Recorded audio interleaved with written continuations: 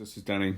I keep seeing people post about their confusion regarding buses in AUM and how to use them for different things. I did do one about routing things in a loop back into Koala, but I think it skipped a lot of the basics, and maybe some of you need to brush up on those. So I'm just going to go through some scenarios here. All you're seeing right now is my mic channel, and basically, but all buses are a way to route multiple tracks into a single other track in order to run effects or just different. Basically, the signal chain can be used in a different way. So this is the most basic example. I'm going to have the mic going out into a bus and then back into a bus, but I'm just going to do this now quickly now. What you need to do is just match an output with an input, and I'm going to change that bit there into an A, and then it will go straight through this chain. So let's do that now. Okay, so nothing really has changed. You've got 100% of the signal going out of the mic back into this chain, which means that if I put any effects in here, it will affect the voice. So let's put koala effects and do something weird. I'll put hold on, put compressor, reverb. Hello. Okay.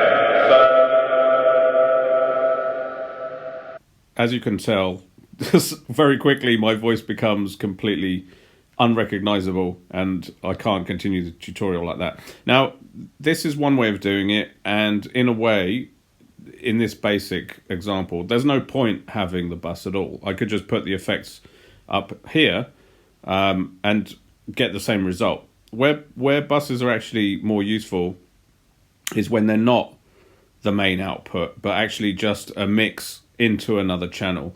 So what I'm going to do now is put this, set this channel back to the headphones. So now you're hearing only the first channel and not the second channel. So if I put this back, nothing happens. Now, where this becomes more useful is if I then put the bus as a part of this chain here. So if I send to bus A, now I've got a separate mixer for the effects, and you can hear that the effect is in the background, but you can still understand my voice because it's mixed quite low. So there's two ways of mixing that signal. The way I've done it here is I've just mixed down the bus, which makes sense in this simple setup, but as soon as you have multiples, you want to be able to, if you have multiple channels going into bus A, you want them to mix into the effect at different levels. So that's what this does and how this comes in. So by default, this is at 50%. What I've done, because I like it to start at 100, is in the settings here, you've got the send amount default. So whenever you create a send or a bus send, it will start at 100%. Now, the problem with that is now you'll hear that my voice is coming at 100% out of two channels. So it's twice as loud as it was like this. This is half as loud. This is half as loud. Okay. Now, this mixer is essentially the same as this mixer, except for the fact that it allows, if I use this mixer into this mixer, then if I had two channels, I could have one going like that and one going like this, and then they'll mix at different levels.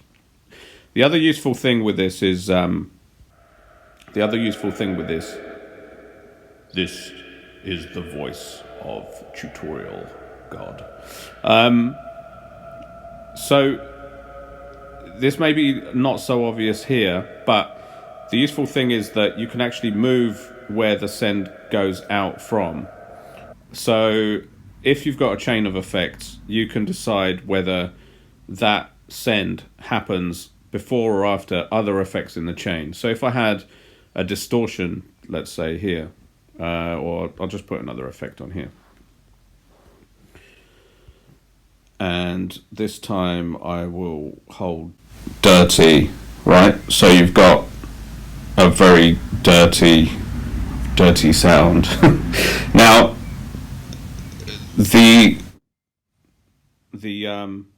sound is coming through clean through this.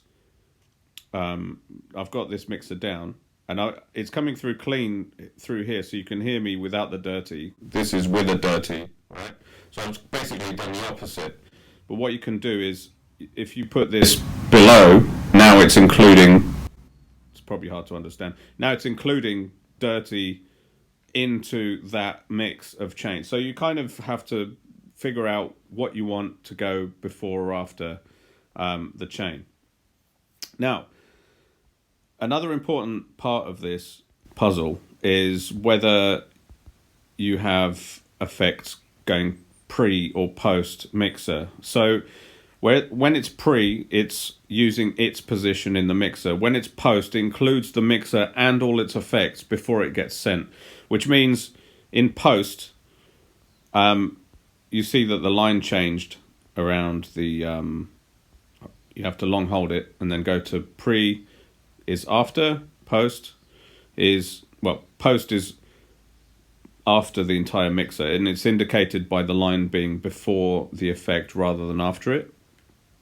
And what that means is now you have double volume, but if I reduce this volume, you'll see that my voice actually completely disappears.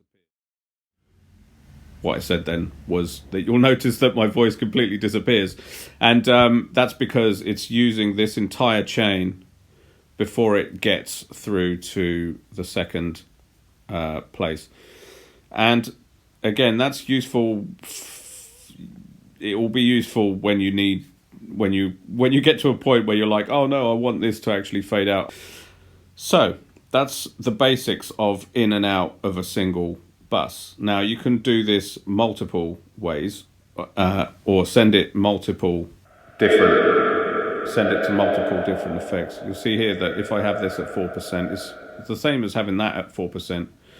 But, sorry, mic fell over. If I have this really low, then, like say at 2%, 1%, then it's coming through, okay?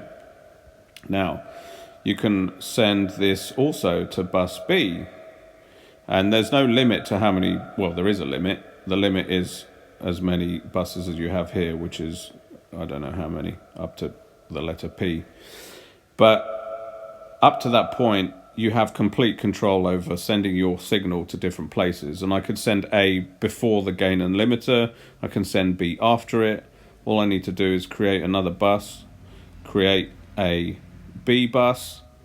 On this one, I can, so you notice as soon as I did that, my voice went double loud, okay? And that's because this was up, and this is at 100%. This is at 100%. You can't see me pointing at the screen, obviously, so that's not particularly useful. So if I put that at 0, then you're hearing it once. If I put an effect in here, let's see. Well, let's go with koala effects still, just so I don't confuse you with other things. Now, let's make this one dirty. So I'll put dirty up on this one, put ring on it. Okay. I don't know if I'm still very understandable, but yeah. So now if I want more of the reverb effect, I can put that in there. And if I want to mix a bit of dirty into it without that being affected by the reverb, then I can do that. So you can take them out, and where it also becomes useful is now if I want to, now I've got this dirty signal, and I've got this dirty signal, and instead of sending the clean signal to the reverb, I want to send the dirty signal to the reverb. So all I have to do is add a bus A, which now sends the dirty signal. So it's a very quiet signal because only a little bit of this is going through, and then whatever's coming through this channel is coming through the second channel here, which has got the reverb in it.